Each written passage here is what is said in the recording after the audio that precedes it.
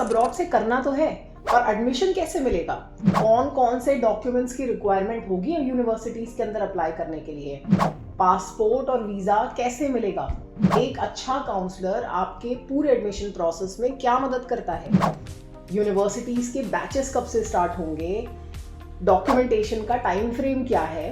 तो आज की इस वीडियो में ये सारे डाउट्स को क्लियर किया जाएगा। हाय एवरीवन, आई एम सुबी शर्मा फ्रॉम मिडाब ओवरसीज। आज की इस वीडियो में हम पूरे प्रोसेस को जानेंगे, पूरा admission process. So make sure you watch this video till the end, ताकि आपसे कोई भी इंफॉर्मेशन इस एडमिशन प्रोसेस को जानने के लिए मिस ना हो पाए। सबसे पहला काम आपको क्या करना है कि एक अच्छी कंसल्टेंसी और एक अच्छा काउंसलर आपको सर्च करना है। यहाँ पर मैं अच्छी कंसल्टेंसी और अच्छे काउंसलर की बात क्यों कर रही हूँ, एक्सपीरियंस काउंसलर की बात करना चाहती हूँ, क्योंकि अगर काउंसलर एक्सपीरियंस है, उसको पता है एडमिशन प्रोसेस कैसे होता है, काफ़ी सारे स्टूडेंट्स अगर कंसल्टेंसी के थ्रू गए हैं, तो ऑब्वियसली आपका भी प्रोसेस उतना ही स्मूथ हो जाएगा और आप बड़े स्कैम से बच पाएंगे, राइट। तो आपको एक अच्छा काउंसलर कैसे गाइडेंस प्रोवाइड करता है, आपकी क्वालिफिकेशन के अकॉर्डिंगली, आपके बजट के अकॉर्डिंगली आपको वो प्रॉपर गाइड करते हैं कि आपको कौन सी कंट्री या कौन सी यूनिवर्सिटी को सिलेक्ट करना चाहिए। अब देखिए, यहाँ पर आप अगर किसी कंसल्टेंसी का बैकग्राउंड वेरिफिकेशन या काउंसलर का बैकग्राउंड वेरिफिकेशन करना चाहते हैं, तो उसके लिए आप चेक करें कि कितने स्टूडेंट्स कंसल्टेंसी के थ्रू फ्लाई किए हैं, कितने बैचेस फ्लाई किए हैं, कितने बच्चे वहाँ पढ़ रहे हैं, या कोई बैच पास आउट हुआ है उनका भेजा हुआ। उसके लिए आप सारे स्टूडेंट्स और पेरेंट्स के रिव्यूज़ चेक कर सकते हैं, और ये भी चेक कर सकते हैं कि उस कंसल्टेंसी के थ्रू कभी किसी ने यूनिवर्सिटी कैंपसेस को पर्सनली विजिट किया है, देखा है। अगर कोई यूनिवर्सिटी आपको पिच की जा रही है, आपको बताया जा रहा है कि आपको इस यूनिवर्सिटी के अंदर जाना चाहिए और ये यूनिवर्सिटी क्यों अच्छी है, तो क्या कभी वो काउंसलर खुद उस यूनिवर्सिटी को पर्सनली देख कर आया है, वहाँ की सारी चीज़ें चेक करके आया है। तो ये चीज़ आपको चेक करना बहुत ज़रूरी है। अब चलिए, यहाँ पर आपने कंसल्टेंसी भी सिलेक्ट कर ली, आपने काउंसलिंग भी ले ली, आपको प्रॉपर गाइडेंस मिल गई कि यहाँ पर आपको कौन सी यूनिवर्सिटी और कौन सी कंट्री का ऑप्शन सेलेक्ट करना चाहिए। सो फ्रॉम नाउ ऑनवर्ड्स आपका एडमिशन प्रोसेस स्टार्ट होता है। काउंसलर आपको गाइडेंस प्रोवाइड करता है कि आपको कौन कौन से लिस्ट ऑफ डॉक्यूमेंट्स की रिक्वायरमेंट होगी। अब now comes the verification part, जिसमें यूनिवर्सिटी के अंदर जब डॉक्यूमेंट सबमिट किए जाते हैं, उसके बाद आपके डॉक्यूमेंट्स को वेरीफाई किया जाता है यूनिवर्सिटी की तरफ से, और देन फिर आपका इंटरव्यू कंडक्ट कराया जाता है। काफ़ी यूनिवर्सिटीज़ के अंदर इंटरव्यूज कंडक्ट कराए जाते हैं। मैक्सिमम यूनिवर्सिटीज़ की रिक्वायरमेंट हो गई है कि इंटरव्यू को कंडक्ट किया जाए, जिसमें स्टूडेंट की सारी क्वालिफिकेशंस को चेक किया जाए। उस इंटरव्यू के अंदर आपसे क्या क्वेश्चंस पूछे जाएंगे, उस इंटरव्यू के अंदर आपको किस तरीके से अपीयर होना है, आपकी कैसी बॉडी लैंग्वेज होनी चाहिए, किस तरीके के आपका बैकग्राउंड होना चाहिए। बहुत सारी ऐसी चीज़ें होती हैं इंटरव्यू को कंडक्ट करते टाइम जो ध्यान में रखनी होती है एक स्टूडेंट को।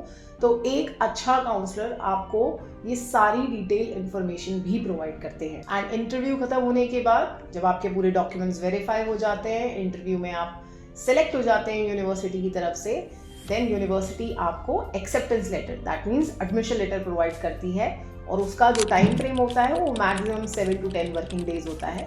तो आपको एडमिशन लेटर इश्यू हो जाता है।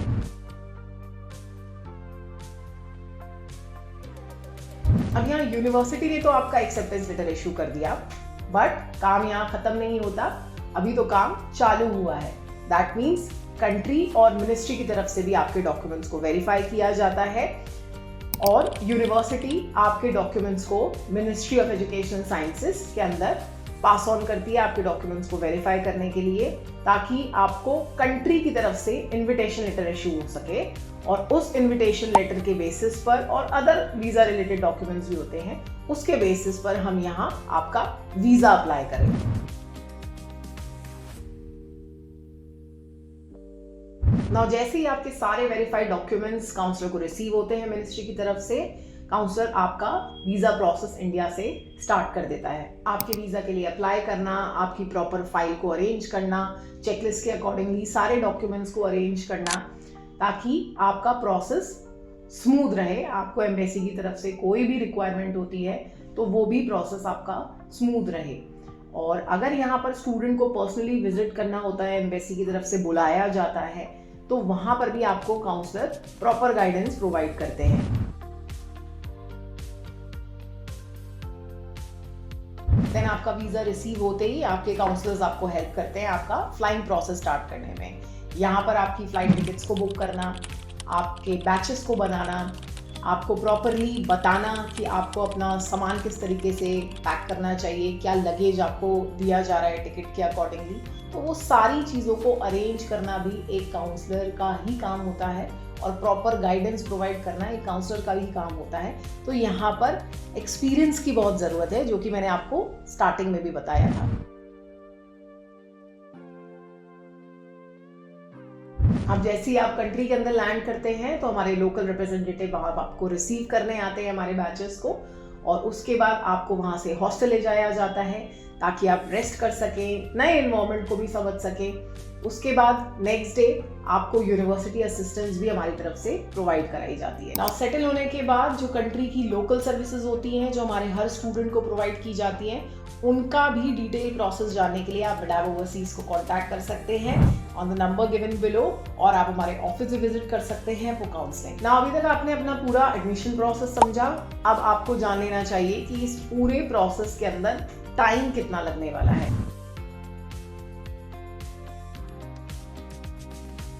इस पूरे एडमिशन प्रोसेस के हर एक स्टेप को कंप्लीट होने में मिनिमम 1.5 से 2 महीने का टाइम फ्रेम लगता है, और ये ज़्यादा भी हो सकता है क्योंकि हर एक कंट्री का टाइमलाइंस अलग है। किसी कंट्री के अंदर इसी टाइम फ्रेम 1.5 से 2 महीने के अंदर भी हो जाता है, और कुछ कंट्रीज और भी इससे भी ज़्यादा टाइम ले लेती हैं। तो आपको ये ज़रूर ध्यान में रखना होगा कि आप अपना एडमिशन कौन से मंथ से स्टार्ट कर रहे हैं। एंड लास्टली, यूनिवर्सिटीज़ के बैचेस कब से स्टार्ट होते हैं। तो काफ़ी सारी कंट्रीज़ और यूनिवर्सिटीज़ हैं, डिफरेंट टाइम फ्रेम है बैचेस को स्टार्ट होने का। तो मेजरली जो यूनिवर्सिटीज़ के बैचेस स्टार्ट होते हैं, कंट्री टू कंट्री और यूनिवर्सिटी टू यूनिवर्सिटी डिपेंड करता है। कुछ यूनिवर्सिटीज़ मिड ऑफ सितंबर से अपने बैचेस को स्टार्ट करती हैं, कुछ यूनिवर्सिटीज़ जो है वो मिड ऑफ अक्टूबर तक भी बैचेस को स्टार्ट करती हैं।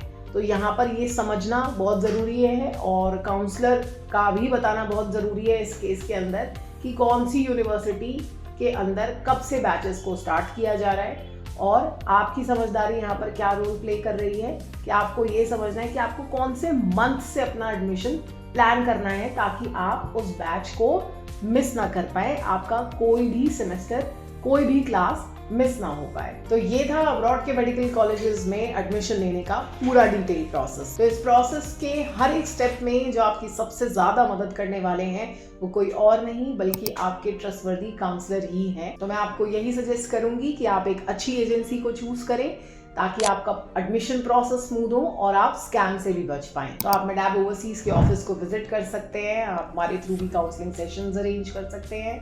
हमारे एक्सपर्ट काउंसलर्स हैं जिनको काफ़ी सालों का एक्सपीरियंस है, उनसे आप प्रॉपर गाइडेंस ले सकते हैं। वो आपको हेल्प करेंगे आपके हर स्टेप बाय स्टेप प्रोसेस को स्मूथ बनाने में। और वीडियो पसंद आई हो तो please like the video and subscribe to our channel for more such amazing content. और अगर आपकी कोई भी क्वेरी है MBBS अब्रॉड से रिलेटेड तो आप कमेंट सेक्शन में ज़रूर बताइएगा, और ज़्यादा से ज़्यादा इस वीडियो को शेयर करें अपने फ्रेंड्स के साथ ताकि उनसे भी कोई इन्फॉर्मेशन मिस ना हो पाए। And I will see you guys in the next video.